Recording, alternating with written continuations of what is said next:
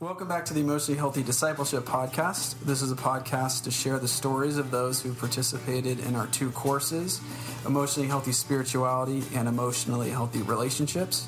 We're mainly going to be focusing on Emotionally Healthy Spirituality today.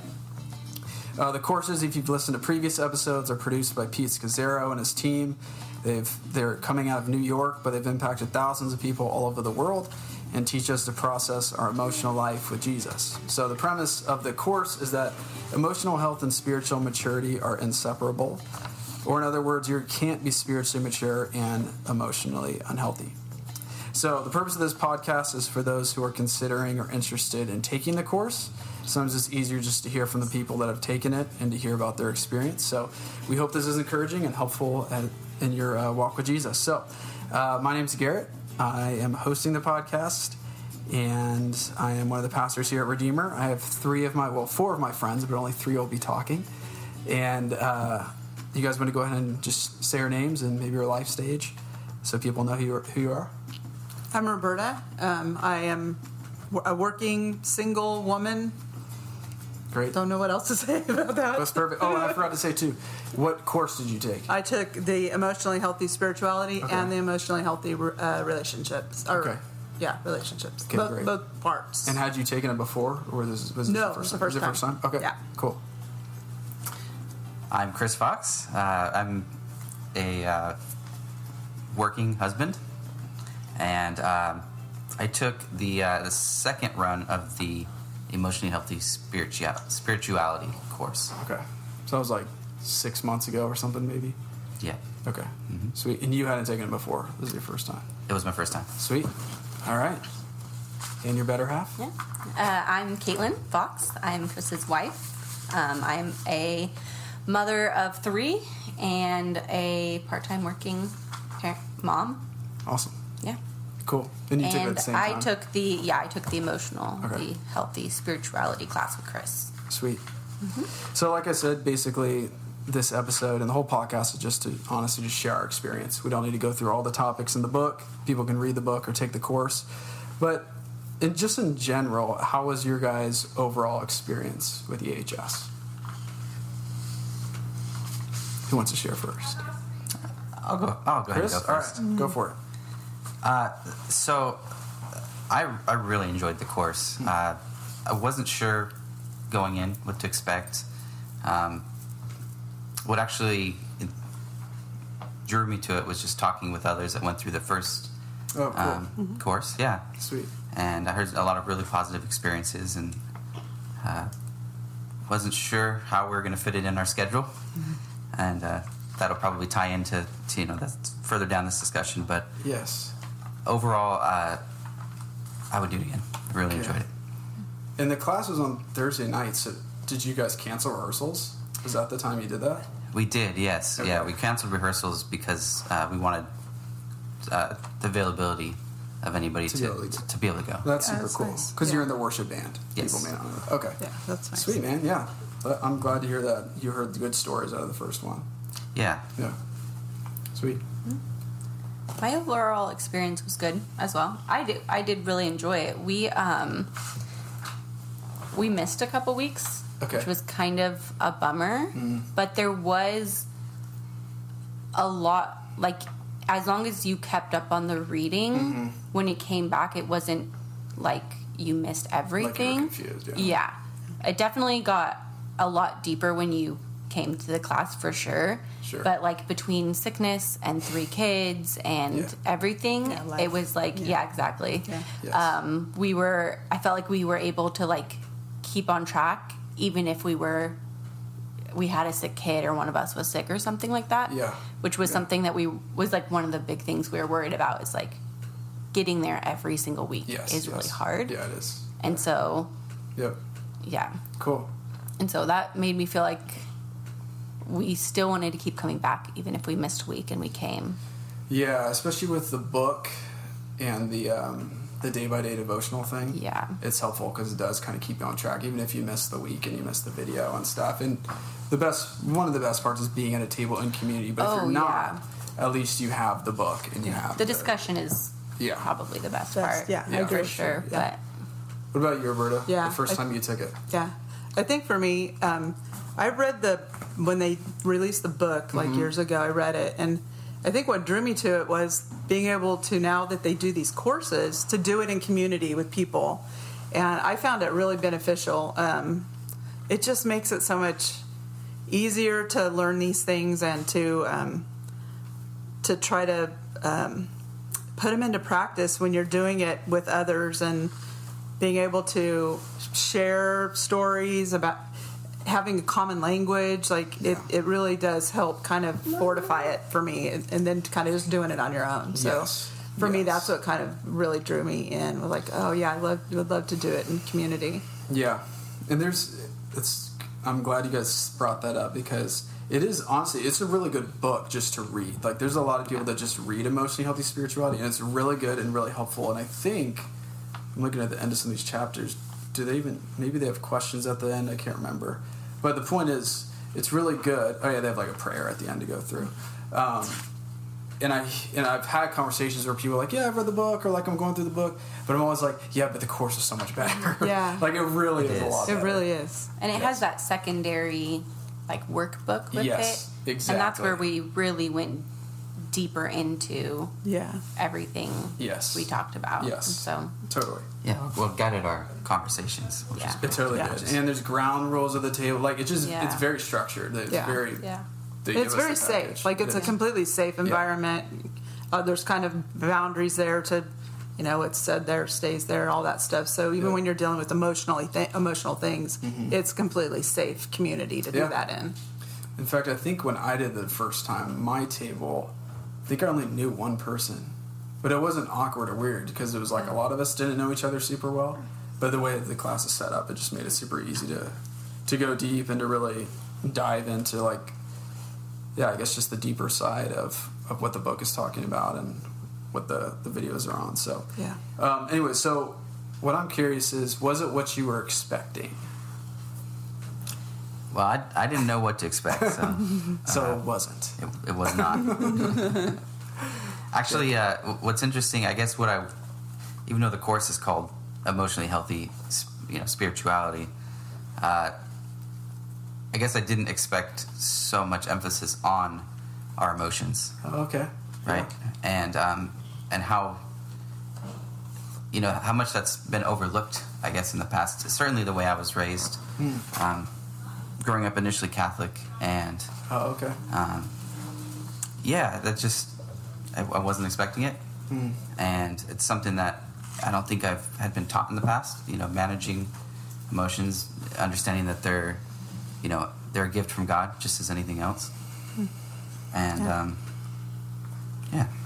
cool. Anything that you guys weren't expecting? No, I don't. I don't know that I went. You have read the book. Yeah, I don't know that I came in with like huge expectations. All right. But, yeah.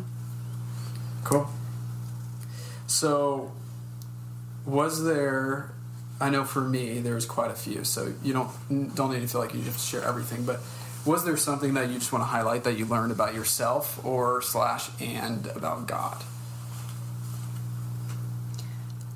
For me, and it's something I'm still working on, but how little I actually express my emotions. When we were going through it and talking about it, and there were questions about like how certain emotions make you feel, like what brings up certain emotions and things like that, and I was like, I don't even like allow myself to feel those things a lot of times. And so that's something that I've been working through, but that really made me realize, because it really is a deep dive into like who you are and like the core of why you are that way. Yeah. And so it was just very interesting learning that kind of stuff about myself. And was that like, so like that suppression of emotion kind of, do you find that like in your daily personal life or in your relationship with God, or both? Both for sure. Okay. Yeah. Yeah. I've gotten to the point where it's more subconscious and habitual. So when a feeling comes up, my body almost immediately naturally stops it. Yeah. Yeah. Wow. Then that is a pretty big jump to then jump into EHS. And yeah. Yeah. I ask because it's interesting how our relationships with the family we grew up in, our family now, or our friends, does impact a lot of the way we interact with God. Right. You know? Yeah. So. Yeah, I'm on the other end of the spectrum. I've got so much emotion. I can't even like wade through it to try to define it or process it. And I think the spirituality course was such a foundation, but then the relationships course gave you all the tools to help process through that. So for me, I still have the tools that I'm using instead of getting stuck in my emotion or ruminating on it that's unproductive. I can process through it. I've got tools to help me process through and go, oh yeah, that's what's going on, so that I don't then put that on other people or have broken relationships in that way. So it was very helpful for me in just the sea of all of it. Yes. Yeah. I know we're not talking about much of this podcast, but the emotionally healthy relationships, where it talks about like the assumptions we make about what people think and stuff. I was like, I could work on this for the rest of my life. Yes. Yeah. Yeah, me too. Chris, what about you, man? Was there anything you learned about yourself or that you learned about God? Yeah, I'm going to take it in a completely different direction. One of my probably biggest takeaways was just the speed, I guess, at which I'm going through life. And, we talked about in the course slowing down and making time with God, right? And I think it was called the Daily Office. And it asks for 1 minute a day, and that felt like so much. Of like complete silence. Yeah. 5 minutes in total is probably how much that whole thing took. Yeah. And I'm still not there. I'm still haven't completely built those habits, but certainly, I'm heading in that direction. Yeah. And it was eye-opening to see that, kind of to realize how little time I'm making for my relationship with God, because I'm just, just running around, living life, right? Running the kids to their events, cooking dinner, doing everything that we have to do anyway, but just not being intentional about making space. Yeah. Yes. Yeah. I love that. Yeah, because I like the idea that like slowing down doesn't necessarily mean like, all right, well, I don't cook for my family now. It's like obviously we have to cook for our families, right? But it's the way we do it and the brain space we're at and where our heart's at. Yeah. So when you first sat down at the EHS and we all had to stay silent for a minute, were you like, what the? Oh, it was it was the longest minute of my life. Right? Just keep looking at the timer. Yeah. No, it is weird. You don't realize it until someone forces you to do it. Totally. Cool. So, in these things that you guys were starting to learn about yourself in those 8 weeks, what of it have you continued? I mean, for y'all, it's been like 6 months. For you, it's been, similar because you were, I think, part of that course too. What are some things that you've continued that have been helpful? What are some things that you wish you would have continued? What's it been like after? Because I think it's easy to talk about the 8 weeks and be like, oh, these were great 8 weeks. But I try to get across to people like, yes, it is a great weeks, but it's only the start of a journey. Yeah. This isn't going to change your entire life. It's literally 2 months, and then we send you out. So yeah, it's true. I think you learn so much, and there's so many things in that 8 weeks. It's like you've been given all these tools to for like self-awareness, and at different seasons you engage a tool differently. I think for me, I probably would be like you. It's that silence and solitude is probably the thing that I've kept in a somewhat regular rhythm. But days I don't do that, my relationships are different that day. My attitude's different that day. It's just the being able to sit and let the Lord love me with no agenda is a big deal, because I want to control everything, and I have to surrender that and let Him do that. And that's been a huge tool that's continued to be kind of. I think Pete said in the first week or two, he said something about we can't change or fix ourselves. That's God's business, but we can posture ourselves or position ourselves to let Him do it. Yes. And that is that moment where you're just in complete surrender and you're letting Him do that transformative work in you. And he does it. Not in control of that at all. Yeah. So. Awesome. What about you guys?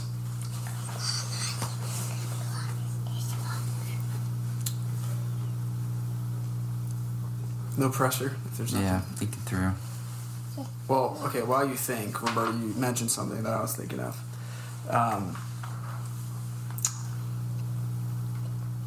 The 8 weeks, it can be overwhelming because there's so much. Yeah. There's so many tools given to you. But at least you have tools in the toolbox. Yes. You know what I mean? Yes. That you can pull out at some point. Yeah. Like the silence of solitude, as weird as it is, because it's just so against what we're used to. Even if it's one of those things where a year later you're like, remember that one time I tried that silence? I'm just so stressed out. At least I guess what I'm saying is at least you've had a taste. Yeah. At least you've had a taste. A taste is better than no taste. Yeah. You know, even if you feel like, I did the 8 weeks, it was great, back to my regular life, I still think God uses it, even if it doesn't have as big of an impact on our lives as we wish it would or we think it can. So, anyways, I just wanted to share that. And it's in different seasons or different things He's doing in you. Those come up. I liked that each of the sessions were kind of rooted with a biblical character, Saul or David, and there was some kind of kind of camaraderie with that too. I think for me, because I think you read all of these things or maybe some people might look and go, oh, it's emotionally healthy spirituality. It's not biblical or whatever, But it's all rooted in Scripture, and the foundations of all those tools are being pulled out of characters that we're all familiar with. Yes. And so I found that really encouraging too as I went through it. In the day-by-day devotional, it's there's the minute of silence, but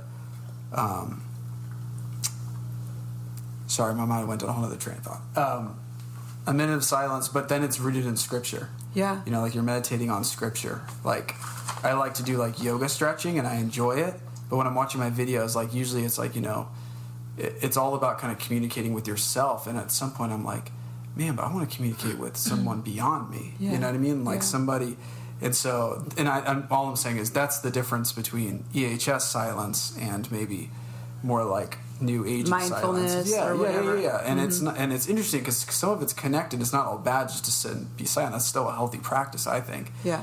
But the difference is you're also filling your mind with the realities of who God is, who David was in his bad seasons and in his good seasons. And it's oh, wait a second.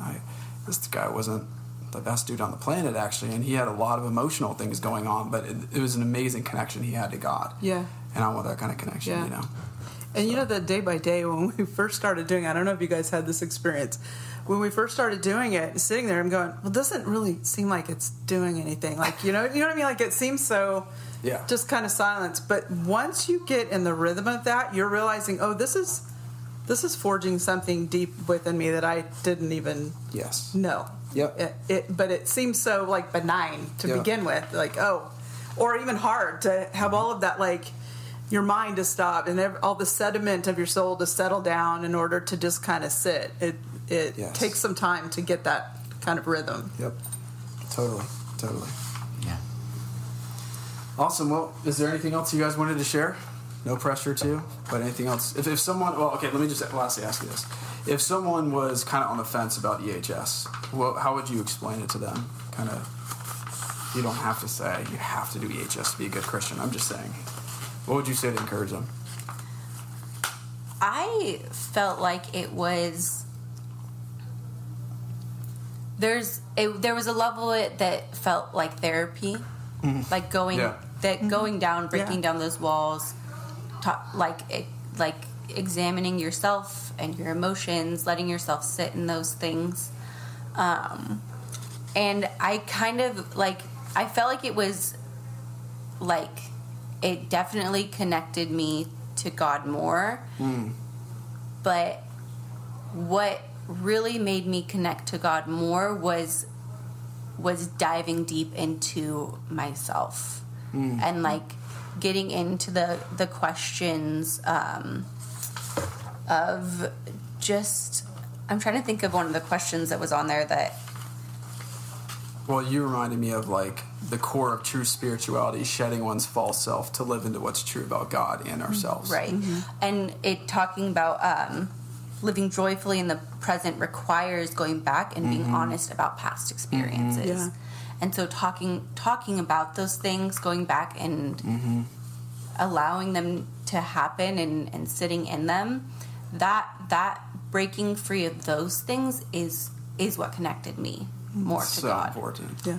And that's I feel like a big point of it is when we're not processing our emotions in a healthy way, we can't fully connect with God. Yeah. Yes. And yes. Because really, I mean, our emotions are there either way. Yeah. Yes. And we've And talked so- about that on the other Right. episode. Yeah. Yeah. Yeah, exactly. So it's not like this course is to teach you how to have emotions. Yes. They're going to happen either way. It's how to respond in a way that aligns with God and in a way that is healthy. That's right. Right. And I think I would just as an encouragement, just if someone's not sure, maybe snag a book from somebody who's gone through the course and take a peek at it. I know certainly I want to go through it again just to, even just on my own, to get a refresher on the tools that we've learned. Yeah. You know, just to, it's been a little while. It's been about 6 months, totally. you know, so that's, Yeah. It's honestly one of those courses. Me and Pat were just talking about this the other day where I feel like I could just take it every year. That's exactly what I was thinking. That's exactly what I was going to say. I feel like I want to take it again. Yeah. Or at least a briefer version just because of time, but like to go over it again and just be like reminded of all of those things. But I feel like for me it's so important to have the community there. Yes. And so reading the book is good and fine, but for me to like be able to really take in and process that information, I'm a verbal processor. I have to talk about it. Yeah. And so being able to be in community of people that share their experiences and then I can share mine, and it just allows just a good conversation. But I definitely I could take it again just to get a refresher and like add to the knowledge of the information already given. Totally. Well, thank you guys. Thanks for dedicating 8 weeks or 16 or 24 to your personal discipleship and your growth in Jesus. But also it's never, as we talk about, the whole point of this isn't some self project. As great as the transformation God can bring in our lives is, it's for the sake of the world and for those around us. And so thank you guys for dedicating however many weeks it was and for sharing your experience. I think it'll be helpful. So if you're listening, keep your ears open for the next time we do our course. We'd love to have you. And with that, that's a wrap. Thanks.